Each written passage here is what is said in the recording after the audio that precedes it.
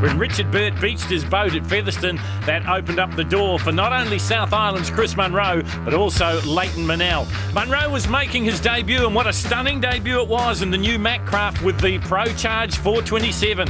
But Leighton Manel was out for blood. His win vaulted him to the top of the step on the podium on the day, and also the championship title chase.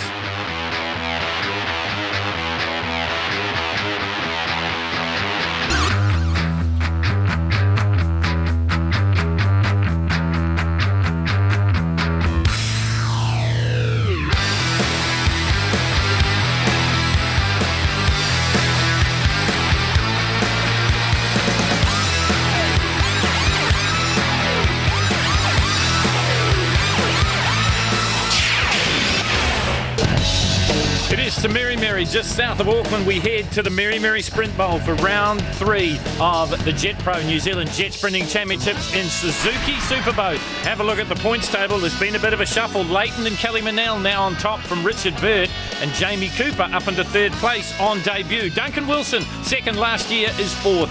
Pat Dillon follows him. Well, the victory was sweet for Leighton Manel, but what happened afterwards wasn't. He blew the boat to smithereens in practice and comes to Meremere with a borrowed boat. We really went into this week.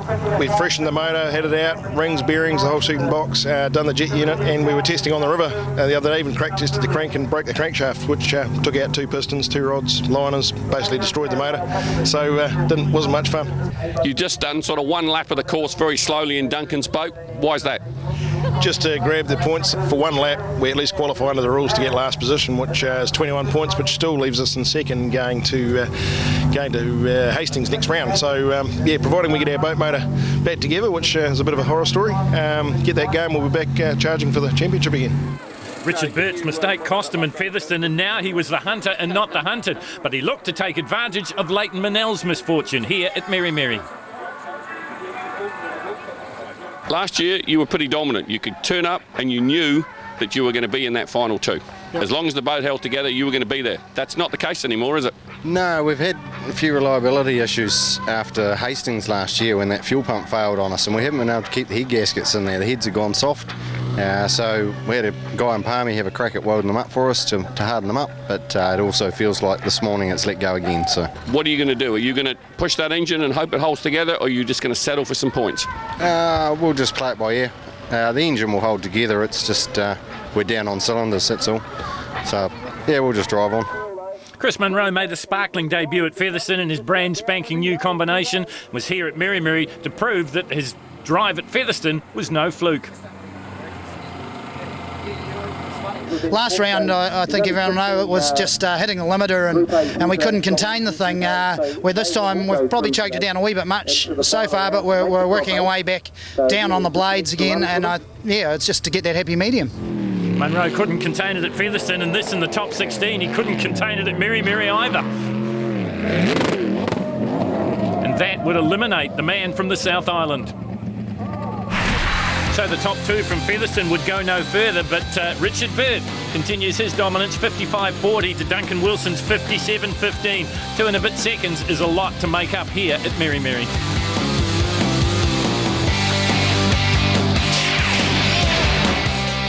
Jamie, top 8 time. It's time to step it up.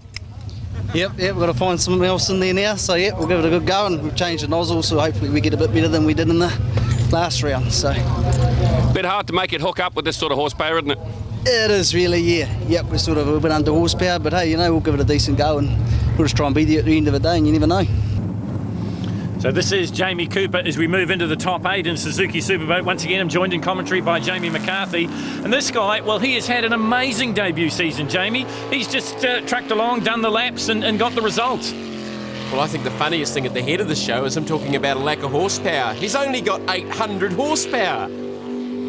Well, 800 horsepower is enough to get you in real trouble here at Meremere, especially as the high-speed start. They come out of the gate and they just gun the throttle right up to the top end of the course. But then it gets a little bit trickier. Looking for the first split, 25.61 for Cooper now. His fastest time till this point was in qualifying session 4 to 65.81. So looking to improve on that time through the top 8 run here in Suzuki Superboat. But everyone's been getting quicker, so let's see that Jamie doesn't buck the trend. The boat is banded, as I mentioned before. First season in Suzuki Superboat. Forget first season in Suzuki Superboat. First season of jet sprinting. Yeah, he's done a pretty good job, and he's just done that on consistency and keeping the boat on the water. And we've seen a few of the more favoured drivers not quite up to that standard after the first 2 rounds of the championship. Here's the run to the line. 63.75, so he beats his previous best time. Well, I mentioned before that Jamie Cooper was brand new to it, so is Rob Coley, and what a boat to have it. This is the qualifying round number 3, just gets away from him, 705 cubic inches. Let's see what he can do. He's made it through to the top 8. No previous motorsport experience at all. I asked him how did he get involved in jet sprinting. He said, well, I once had a really fast jet ski. You are kidding, Phil. He's gone from a really fast jet ski to the biggest engine in New Zealand, 705 cubic inches and 1,050 horsepower. Yeah, they don't get much bigger than that. It's like bolting about 4 Toyota Corollas to the back of your boat, and he's gone wrong again. Well, that's going to eliminate Rob Coley. Have a look at it on the replay. Top part of the course, just got it a little bit too wrong and ends up on the beach.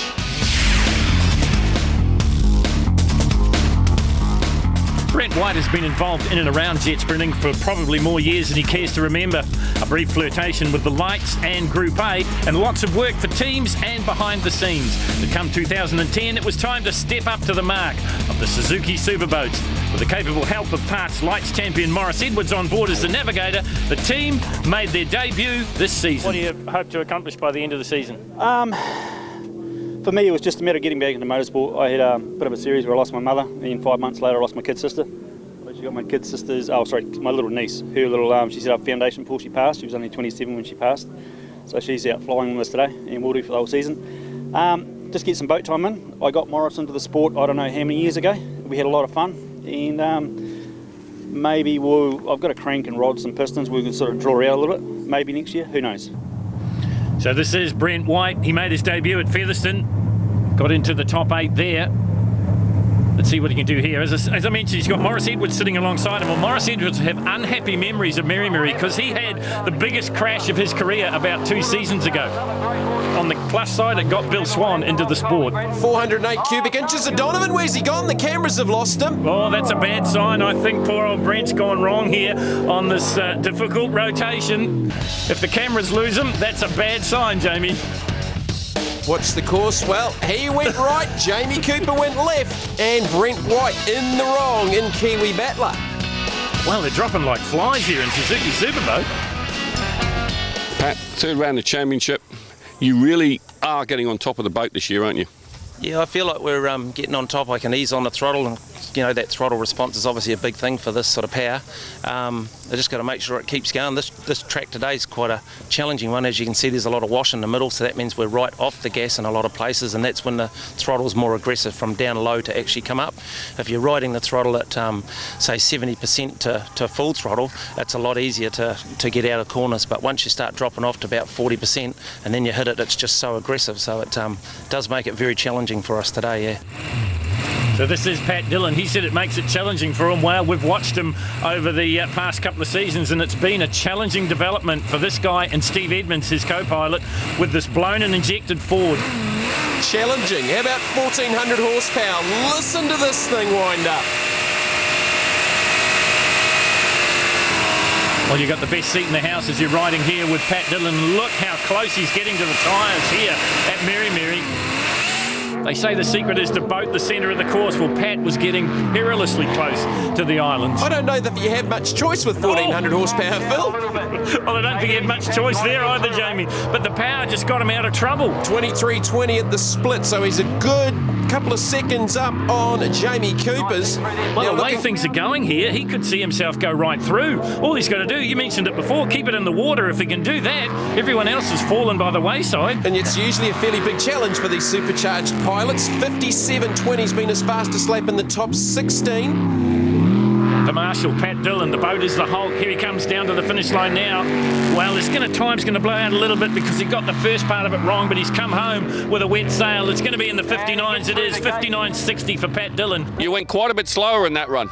Yeah, I sort of knew going into the top 4, it was like, got to be there. You had to stay in the water and be there, and I went into one turn and got a bit of slip, and I thought, well, it's waste time going for my best time, so let's just get a good, reasonable time on the board. And it looks like that that's worked for us, I think, because I think we're in the top 4 now. Well, Duncan Wilson steps up to the mark, and he won't have happy memories of Featherston because he went off twice in the same spot. Here's one, here's two. Obviously the second one was a bit worse than the first, but the boat wasn't that badly damaged. We didn't have a good round 2, had a bit of trouble, a bit of driving problems. Yeah, we've put a bit more power in the boat, and I think I haven't taken that into consideration and just overdrove it really, and slipped up a couple of times too soon in the day. I went too fast, so we're just taking it easy today and slowly build ourselves up. Much trouble fixing it? No, it wasn't too bad. Actually, we're very lucky with what happened. No, it wasn't a major, just pushed the sides out in the back corner and a bit of weld and a little bit of bog here and there and a splash of paint and it's away again. So what have you actually done to the boat to give it that sort of extra power, to give it that extra sort of welly? Well, last season we ran the whole season with 6 cracked pistons. We're losing oil and stuff, not much pressure. We just ran it as a bit of a runner, and this year we've freshened it and done a few little things inside it and given it a bit more torque. So yeah, it's jumping around quite quickly now. We'll just work our way through it and take it easy. I mean, I'd say there could be a bit of carnage today and we just don't want to be part of it really. Well, Duncan Wilson has said a mouthful then. You heard him. He doesn't want to be part of the carnage. We've seen a bit of carnage already.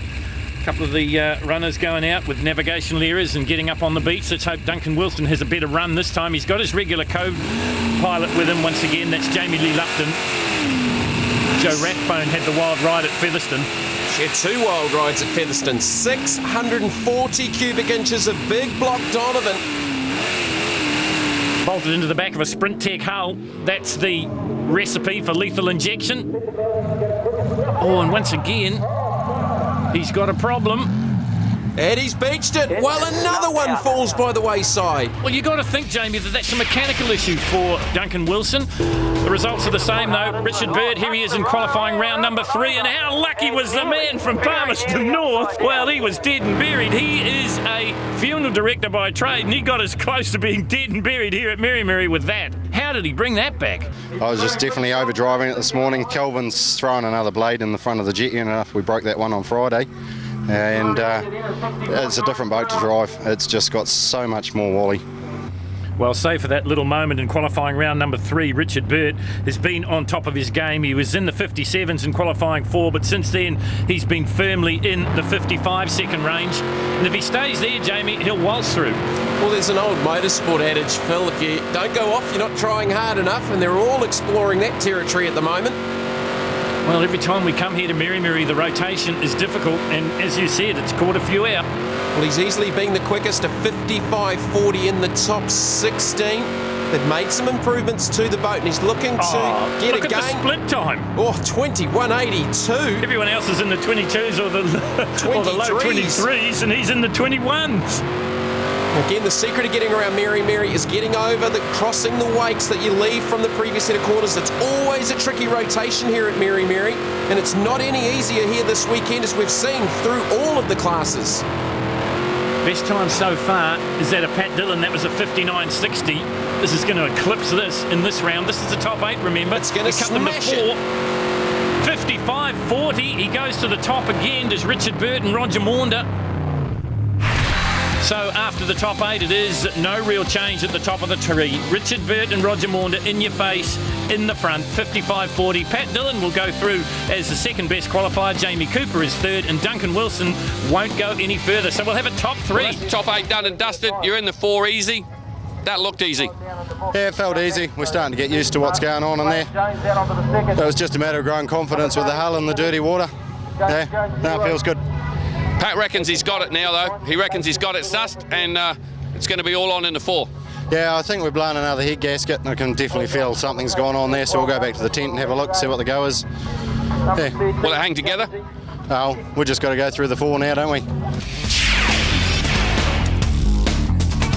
Well, with the DNF to Duncan Wilson, the 4 becomes a 3, and Jamie Cooper first away. He's in exalted company here. he's done such a good job in this early parts of the championship. His first ever run in Suzuki Superboat, and he's proving that you can get points by staying on the water, and he's steadily getting quicker every time out in the number 88 410 cubic inch small block Chev. Well, he blames his participation in jet sprinting on one Pat Dillon because he shares workshop space with him back in Wanganui, and Pat got talking to him one lunchtime and said, "Have I got the deal for you?" 25.90 was the split boat. Was a little bit unsettled over the weight crossing there, so he was actually about 0.3 of a second slower than his previous best. Let's see if he can tidy up in the second part of the course. His previous best was a 63.75 in the top 8. He works his way down towards the finish line now. Another one that's bolted a sprint car engine into the back of the boat. You heard Jamie say 63.75 will be his target. He'd like to go quicker than that, I'm sure of it, and he'll need to if he wants to go any further. He's not going to. This is going to blow out 64.30. Good looking.